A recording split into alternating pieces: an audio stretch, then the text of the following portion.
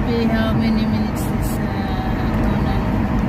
This is very long tunnel, guys. Tunnel 2.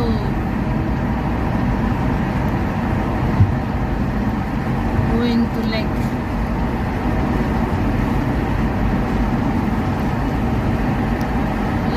Lahat ng ano guys, lahat ng halos kalsada dito sa sa mountain ay nasa underground.